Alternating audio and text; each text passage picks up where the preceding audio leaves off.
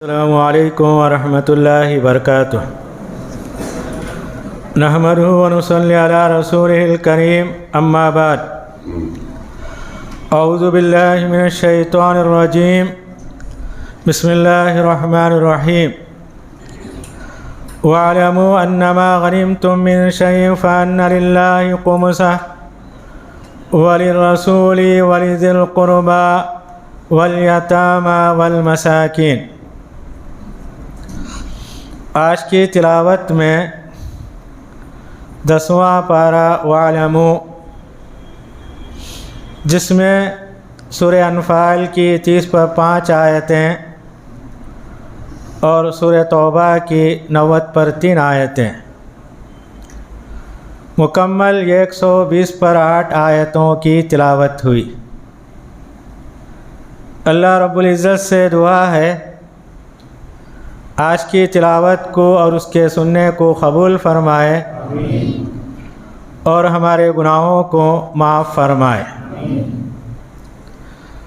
پارے کی پہلی آیت میں اللہ تعالیٰ نے یہ بتایا مال غنیمت جو میدان جنگ میں دشمن ہار کر چھوڑ کے چلے جاتے ہیں، مسلمانوں کو جو ملتا ہے اسے کیسے تقسیم کیا جائے۔ اسلام سے پہلے مال غنیمت استعمال کرنا حرام تھا۔ جنگ ختم ہونے کے بعد مال غنیمت کو میدان میں رکھ دیا جاتا، آسمان سے آگ آتی اسے کھا جاتی، مگر اسلام نے اسے استعمال کرنے کا حکم دیا تو اللہ تعالیٰ کہتے ہیں مال غنیمت کے 5 حصے کیے جائیں گے۔ 4 حصے میدان جنگ میں جو شریک ہوئے ان کے درمیان تقسیم کیا جائے گا۔ تو نبی کریم صلی اللہ علیہ وسلم ہر ایک کا جائزہ لیتے، اگر کوئی پیدل چل کے آتا اسے 1 حصہ دیتے، اگر گھوڑے کے ساتھ آتا تو اسے 2 حصے دیتے، اس کا اور گھوڑے کا حصہ۔ تو 4 حصے میدان جنگ میں جو شریک ہوئے ان کے درمیان تقسیم کیا جائے گا۔ 5واں حصہ اللہ اور اس کے رسول کا ہے۔ تو نبی کریم صلی اللہ علیہ وسلم اس کے 5 حصے کرتے، 5 کے 5 حصے کرتے۔ 1 حصہ آپ کا، دوسرا حصہ آپ کے رشتہ داروں کا، تیسرا یتیموں کا، چوتھا مسکینوں کا، 5واں مسافر کا۔ مگر نبی کریم صلی اللہ علیہ وسلم اپنا حصہ یہ 4 لوگوں میں تقسیم کیا کرتے تھے۔ تو اللہ تعالیٰ نے یہی بتایا کہ میدان جنگ میں جو مال حاصل ہوتا ہے اس کے 5 حصے کیے جائیں گے۔ اب جب کہ اللہ اور اس کے رسول کا حصہ نہیں ہے، یہی حصے کیا ہے فوج کے درمیان تقسیم کر دیے جائیں گے۔ اس کے بعد اللہ تعالیٰ نے جنگ بدر کیوں ہوئی اس کے متعلق اللہ تعالیٰ نے بتایا۔ ابو سفیان مکے سے ملک شام تجارت کے غرض سے گئے، وہاں انہوں نے تجارت کی، اس کے اندر فائدہ حاصل کیا۔ وہی تجارتی قافلہ مکہ واپس لوٹ رہا تھا تو نبی کریم صلی اللہ علیہ وسلم کو وحی کے ذریعے بتایا گیا کہ ابو سفیان کا قافلہ جو ملک شام سے نکلا وہ فائدہ کمایا ہوا ہے، وہ فائدے کے ذریعے ہتھیار خرید کے مسلمانوں پر حملہ کرنے کا ارادہ رکھتے ہیں۔ تو نبی کریم صلی اللہ علیہ وسلم نے صحابہ کو حکم دیا کہ ابو سفیان کے قافلے کو روک لے۔ تو صحابہ پہنچے، ابو سفیان بڑے ماہر تھے، انہوں نے پہچان لیا کہیں مدینے والے ہم کو روک نہ لیں۔ تو ان کو پتہ چل گیا کہ صحابہ راستے میں ہمارے لیے انتظار میں ہیں، تو انہوں نے مکے والوں کو یہ قاصد بھیجا کہ ہمارا قافلہ خطرے میں ہے، مدینے والے حملہ کرنے والے ہیں، ایک فوج کی شکل میں وہاں سے نکلو۔ تو ابو جہل 1000 کا لشکر لے کے نکلا۔ ابو سفیان مدینے کا راستہ بدل کے ساحل کے راستے سے پار ہو گئے، صحابہ کو پتہ نہیں چلا۔ تو ابو سفیان جیسے ہی پار ہو گئے انہوں نے اور ایک قاصد کو بھیجا، مکے والوں کو آنے کی ضرورت نہیں، ہمارا قافلہ بچ گیا۔ مگر ابو جہل دوسرے ساتھی کہنے لگے ہم لڑنے کے لیے نکلے، مسلمانوں کو مزہ چکھائیں گے۔ اس غرض سے وہ مکے سے نکلے۔ راستے میں سراقہ بن جوشم اس وقت مسلمان نہیں ہوئے تھے، عرب کے اندر ان کا بڑا رسوخ تھا۔ شیطان ان کی شکل میں آ کر کہنے لگا تم تیاری کے ساتھ نکلو، مسلمانوں کو کچل ڈالو۔ اس نے کہا کہ میں تمہارے ساتھ ہوں۔ سراقہ بن جوشم کی شکل میں شیطان تھا، ان کو ابھارا لڑائی کی طرف۔ تو ابو جہل بدر کے مقام پر پہنچا، جہاں مسلمان 313 تھے، نہتے تھے، ان کے پاس ساز و سامان نہیں تھے، ہتھیار نہیں تھے، پریشانی کا ماحول تھا۔ یہاں اللہ تعالیٰ نے مسلمانوں پر 2 احسانات کیے۔ رات میں نبی کریم صلی اللہ علیہ وسلم کے خواب میں کافروں کی تعداد کو چھوٹا کر کے دکھایا۔ صبح ہوئی، نبی کریم صلی اللہ علیہ وسلم نے صحابہ کو بتایا کہ کافروں کی تعداد بالکل چھوٹی ہے، کم ہے۔ جب جنگ شروع ہوئی تو اللہ تعالیٰ نے مسلمانوں کے نگاہ میں کافر کی جو فوج تھی اسے مختصر کر کے دکھایا، اور کافروں کے نگاہوں میں مسلمانوں کی تعداد جو 313 تھے اس سے کم کر کے اللہ تعالیٰ دکھایا، تاکہ دونوں آپس میں جنگ لڑے پوری شوق کے ساتھ، بدلہ لینے کا انتقام ہو۔ اور جیسے ہی جنگ شروع ہوئی تو اللہ تعالیٰ نے کافروں کی نگاہ میں مسلمانوں کی فوج کو زیادہ کر کے دکھایا، کیونکہ 1000 فرشتے مسلمانوں کے فوج میں اترے تھے۔ یہ دیکھ کر کافر پریشان ہو گئے۔ جنگ شروع ہوئی، تھوڑی دیر کے اندر مسلمان کامیاب ہو گئے۔ تو اللہ تعالیٰ نے یہ سارا نقشہ اس سورہ کے اندر بیان کیا۔ خاص کر شیطان جو ابو جہل کو اور دوسرے سرداروں کو ابھارا تھا، میدان جنگ کے اندر جب فرشتوں کو اترتے ہوئے دیکھا، یہ میدان چھوڑ کے الٹے پیر بھاگنے لگا۔ لوگوں نے پوچھا کیوں بھاگتے ہو؟ تم ہماری ہمت افزائی کر رہے تھے۔ شیطان کا انی ارا ما لا ترون، ایسی فوج اتر رہی ہے جو میں دیکھ رہا ہوں، تم نہیں دیکھ رہے۔ انی اخاف اللہ، اس نے کہا میں اللہ سے ڈرتا ہوں، اللہ شدید العقاب، اور اللہ تعالیٰ کیا ہے، سخت سزا دینے والا ہے۔ تو اللہ تعالیٰ نے اس کے بعد یہ بات بتائی کہ میدان جنگ کے لیے ہمیشہ مسلمان اپنی طاقت کو جمع کر کے رکھے۔ وَأَعِدُّوا لَهُم مَّا اسْتَطَعْتُم مِّن قُوَّةٍ مِّن رِّبَاطِ الْخَيْلِ تُرْهِبُونَ بِهِ عَدُوَّ اللَّهِ وَعَدُوَّكُمْ، اللہ تعالیٰ کہتے ہیں تم سے جو کچھ ہو سکے طاقت تیار کر کے رکھو، چاہے گھوڑوں کی شکل میں۔ علماء نے کہا طاقت کیا ہے؟ ایک عقلی طاقت، علم کی طاقت۔ ہم کیا ہے، اپنے آپ کو علم کے اندر بھی ماہر ہونا چاہیے۔ اور دوسری طاقت کیا ہے؟ جسمانی طاقت، اپنے جسم کو ورزش کا عادی بنانا، کبھی مقابلہ ہو جائے جسم کا بھی ہم استعمال کرنا۔ اور آخری طاقت یہ بتائی گئی سیاسی طور پر ہمارا غلبہ بھی ہونا چاہیے۔ تو علماء نے کہا جو کچھ ہم سے ہو سکے دنیا میں طاقت، قوت، اسے جمع کر کے رکھے، وقت آنے پر اسے استعمال کرے۔ جیسا کہ غیر قوم اپنی طاقت، قوت ہمیشہ تیار کر کے رکھتی ہے، ان کو معلوم ہے کہ کب کس پر حملہ کرنا ہے۔ اس کے بعد اللہ تعالیٰ نے جنگ بدر کے خیریوں کے تعلق سے بیان فرمایا کہ خیری جو مدینہ آئے تھے 70 کے قریب تھے، تو نبی کریم صلی اللہ علیہ وسلم نے صحابہ سے مشورہ کیا ان لوگوں کے ساتھ کیا سلوک کیا جائے۔ تو حضرت ابوبکر صدیق رضی اللہ تعالیٰ عنہ نے کہا یہ ہمارے رشتہ دار ہیں، ان سے کچھ لے کے ان کو معاف کر دیا جائے۔ حضرت عمر رضی اللہ تعالیٰ عنہ نے کہا نہیں، یہ ہمارے رشتہ دار ہیں، مدینے میں جو مسلمان رشتہ دار ہیں ان کے ہاتھ میں تلوار دے کر ان کی گردن اڑا دی جائے۔ تاکہ دوبارہ کسی کافر کو مسلمانوں پر حملہ کرنے کی طاقت نہ ہو۔ چونکہ نبی کریم صلی اللہ علیہ وسلم رحم دل تھے، حضرت ابوبکر صدیق رضی اللہ تعالیٰ عنہ کے مشورے پہ عمل کیا کہ کچھ لے کے فدیہ لے کر ان کو معاف کر دیا جائے، تو اللہ تعالیٰ نے آیت نازل کی، ڈانٹتے ہوئے کہا کہ پیغمبر کے ہاتھ میں قیدی آنے کے بعد فدیہ لینا جائز نہیں، ان کو قتل کر دینا چاہیے۔ چونکہ اللہ تعالیٰ نے ہمارے لیے مال غنیمت کو حلال قرار دیا، اس وجہ سے آسمان سے عذاب آتے آتے رک گیا۔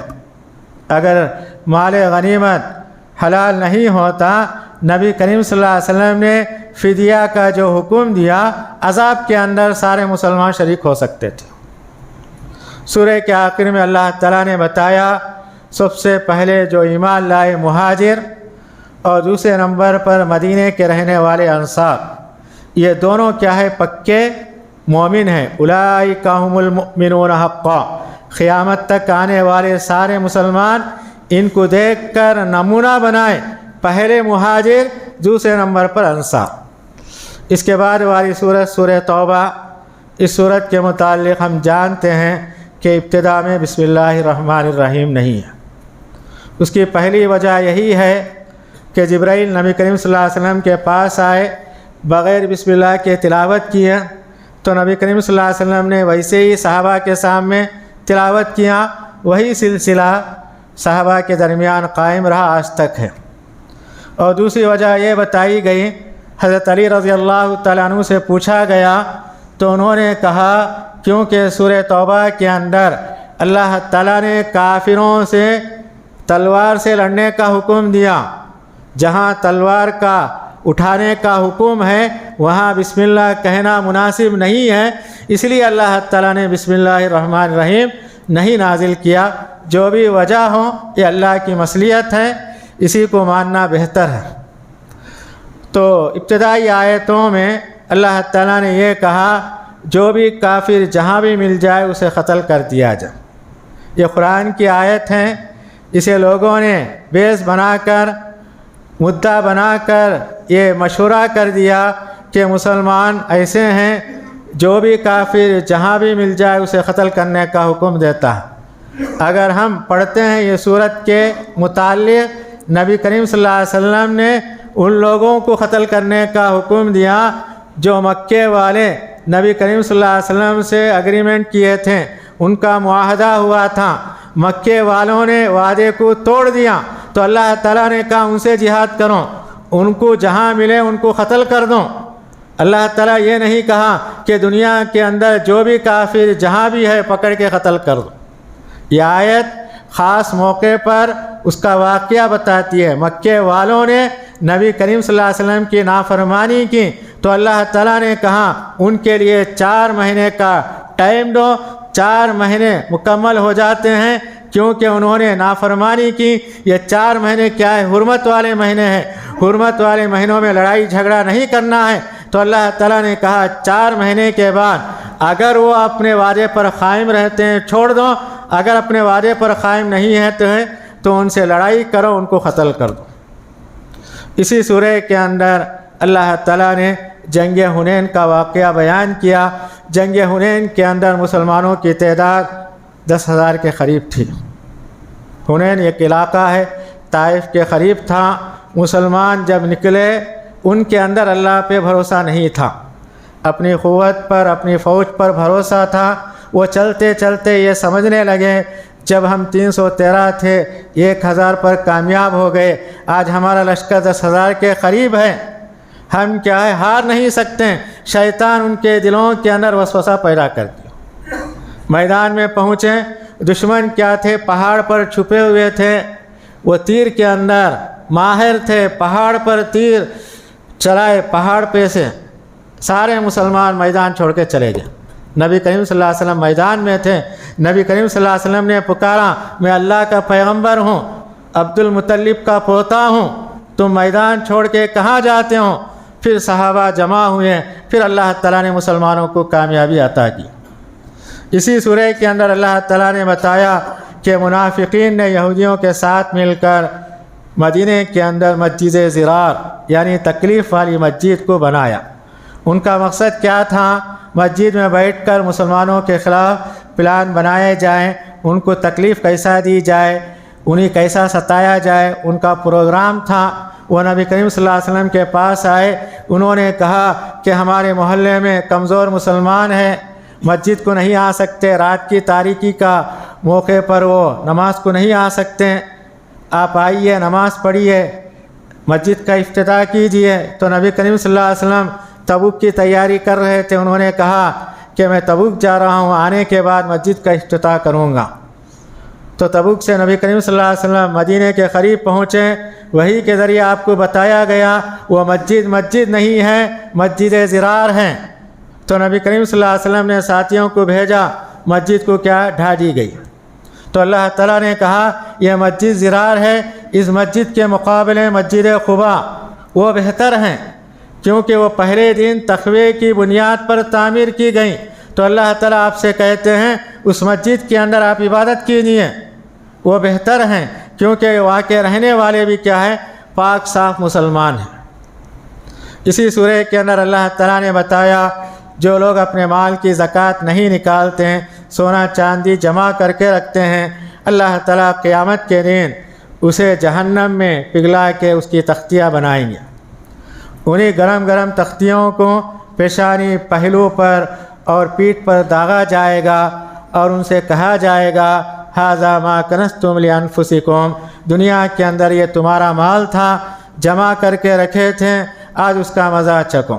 اس کے بعد اللہ تعالیٰ نے بتایا کہ زکوٰۃ کن لوگوں کو دیا جائے گا۔ زکوٰۃ کے کیا ہے؟ 8 مستحقین ہیں۔ سب سے پہلے اللہ تعالیٰ نے کہا فقیر جو محتاج ہوتا ہے، دوسرے نمبر پر مسکین ایسا ہوتا ہے کماتا ہے مگر پوری ضرورت نہیں ہوتی۔ اس کے بعد اللہ تعالیٰ نے بتایا والعاملین علیہا، زکوٰۃ لینے پر جو کام کرتے ہیں، زکوٰۃ وصولی کے لیے ان کو تنخواہ دی جا سکتی ہے۔ چوتھے نمبر پر اللہ تعالیٰ نے بتایا والمؤلفۃ قلوبہم، نئے مسلمان ہوئے ہیں، اسلام پر قائم رکھنے کے لیے ان کو زکوٰۃ کی رقم دی جا سکتی ہے۔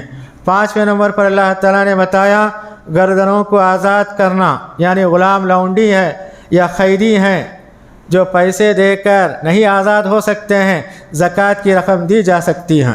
چھٹے نمبر پر بتایا گیا والغارمین، یعنی جو قرض کے اندر ڈوبے ہیں، کوئی وسائل نہیں ہے، زکوٰۃ کی رقم دے کر انہیں قرض سے آزاد کر سکتے ہیں۔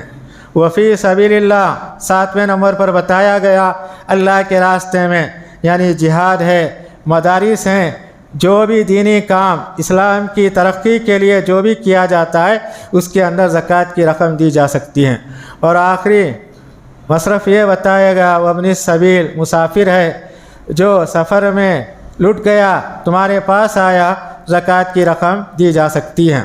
علماء نے کہا یہی زکوٰۃ کے 8 مصارف ہیں، اس کے علاوہ کسی اور مصرف میں خرچ نہیں کیا جائے گا۔ بعض لوگوں نے علماء سے سوال کیا کہ بعض لوگ کہتے ہیں کہ زکوٰۃ کی رقم وصول کر کے لوگوں میں غذا کی چیزیں تقسیم کی جائیں۔ علماء نے کہا جائز نہیں، کیونکہ اس کی اپنی مرضی ہے کہ لوگوں کو غذا دینا، کپڑے دینا۔ نبی کریم صلی اللہ علیہ وسلم کے دور کے اندر ہر آدمی اپنا مال نکال کے جو مستحق تھا اس کے پاس پہنچا دیتا تھا، یا بیت المال کے اندر پہنچا دیتے تھے، اور جو مسلمانوں کا امیر ہوتا لوگوں کے درمیان تقسیم کر سکتا ہے۔ اگر ہم چاہیں تو اپنی زکوٰۃ خود اپنے ہاتھ سے دے سکتے ہیں، یا جو ہمارے ذمہ دار ہیں یا کوئی سوسائٹی ہے، بیت المال ہے، اس کے پاس بھی حوالے کیا جا سکتا ہے۔ اسی طرح یہ بھی سوال کیا گیا کہ زکوٰۃ کا مال قبرستان کی دیوار بنائی جا سکتی، یہ بھی نہیں، کیونکہ 8 حصوں میں قبرستان یا کوئی اور حصہ نہیں ہے۔ شریعت جو بات ہم کو بتائی اسی پر عمل کرنا چاہیے۔ اس کے بعد اللہ تعالیٰ نے منافقوں کا سردار عبداللہ بن ابی جب وہ مر گیا، ان کے متعلق اللہ تعالیٰ نے جو باتیں بتائی احادیث کے اندر تفصیل کے ساتھ وارد ہوئی ہے۔ تو عبداللہ بن ابی جب اس کا انتقال ہو گیا تو ان کے بیٹے مسلمان تھے، نبی کریم صلی اللہ علیہ وسلم کے پاس آئے، انہوں نے کہا کہ آپ کا کرتا دیجئے۔ تو نبی کریم صلی اللہ علیہ وسلم نے کہا کیوں؟ میں اپنے والد کو اس کے اندر کفن دینا چاہتا ہوں۔ تو نبی کریم صلی اللہ علیہ وسلم نے کرتا دے دی۔ اس کے بعد کفن تیار کیا گیا، جنازہ تیار ہو گیا۔ انہوں نے کہا آئیے نماز پڑھائیے۔ تو نبی کریم صلی اللہ علیہ وسلم آئے نماز پڑھانے کے لیے۔ حضرت عمر رضی اللہ تعالیٰ عنہ نے روکا، یہ منافق ہیں، آپ کی گھر والی پر اس نے حملہ کیا، مسلمانوں کو ہمیشہ تکلیف دیا کرتا تھا، آپ اس کی نماز کیسے پڑھ سکتے ہیں؟ تو نبی کریم صلی اللہ علیہ وسلم نے نماز پڑھا دی۔ اس کے بعد قبر میں اسے اتارا گیا تو ان کے بیٹے نے کہا میری خواہش ہے کہ آپ اپنا تھوک اس کے زبان میں رکھ دیں تاکہ اللہ تعالیٰ اسے معاف کر دے۔ تو نبی کریم صلی اللہ علیہ وسلم اپنا تھوک اس کے منہ میں رکھا۔ اس کے بعد دفن کر دیا گیا۔ تو باہر آئے تو اللہ تعالیٰ نے آپ کو ڈانٹا، اور اللہ تعالیٰ آپ سے کہتے ہیں آئندہ آپ کسی منافق کی نماز مت پڑھیے، اس کے قبر پر بھی کھڑنے کی ضرورت نہیں ہے، کیونکہ زندگی بھر وہ فاسق تھے، اور جب وہ مرے دنیا سے گئے بدکار ہو کر فاسق ہو کے مرے۔ اسی سورہ کے اندر اللہ تعالیٰ نے نبی کریم صلی اللہ علیہ وسلم حضرت ابوبکر صدیق رضی اللہ تعالیٰ عنہ کے ساتھ ہجرت کرتے ہوئے غار ثور کے جانب پہنچے۔ نبی کریم صلی اللہ علیہ وسلم حضرت ابوبکر صدیق رضی اللہ تعالیٰ عنہ غار کے اندر چلے گئے، دشمن تلاش کرتے کرتے غار کے اوپر آ گئے۔ حضرت ابوبکر صدیق رضی اللہ تعالیٰ عنہ نے نبی کریم صلی اللہ علیہ وسلم سے کہا دشمن اوپر ہیں، اگر وہ اپنے پیر کو دیکھ لیں ہم کو آسانی سے پکڑ لیں گے۔ تو نبی کریم صلی اللہ علیہ وسلم نے کہا اے ابوبکر ہمارے دونوں کے ساتھ تیسرا اللہ تعالیٰ ہے۔ تو اللہ تعالیٰ نے ان کا نام لیے بغیر حضرت ابوبکر صدیق رضی اللہ تعالیٰ عنہ کا اللہ تعالیٰ نے ذکر کرتے ہوئے کہا کہ آپ نے اپنے ساتھی سے کہا لا تحزن، ڈرنے کی کوئی بات نہیں، اللہ تعالیٰ ہمارے ساتھ ہے۔ پارے کے آخر میں اللہ تعالیٰ نے ان مسلمانوں کا ذکر کیا جو مجبور محتاج تھے۔ جنگ تبوک کے موقع پر وہ نبی کریم صلی اللہ علیہ وسلم کے پاس آئے، انہوں نے کہا کہ ہم بھی جنگ میں شریک ہونا چاہتے ہیں، ہمارے پاس سواری نہیں ہے۔ تو نبی کریم صلی اللہ علیہ وسلم نے کہا میرے پاس بھی انتظام کرنے کا کوئی ذریعہ نہیں ہے، میں تمہاری ضرورت پوری نہیں کر سکتا۔ تو اللہ تعالیٰ کہتے ہیں جب یہی مسلمان واپس ہو رہے تھے نبی کریم صلی اللہ علیہ وسلم سے روتے ہوئے واپس ہو رہے تھے کہ انہیں جنگ کے اندر شریک ہونے کا موقع نہیں دیا گیا، تو نبی کریم صلی اللہ علیہ وسلم نے ان سے کہا اللہ تعالیٰ تم کو ضرور اس کا اجر و ثواب دے گا، اس میں رونے کی کیا بات ہے۔ تو اگر آج کے پارے کے اندر یہ چند اہم باتیں ہمارے سامنے آئیں، اللہ رب العزت سے دعا ہے کہ اللہ تعالیٰ ہم تمام کو قرآن پڑھنے، اس کی تعلیمات پر عمل کرتے ہوئے اپنی زندگی کو بہتر سے بہتر بنانے کی توفیق عطا فرمائے۔ والسلام علیکم ورحمۃ اللہ وبرکاتہ۔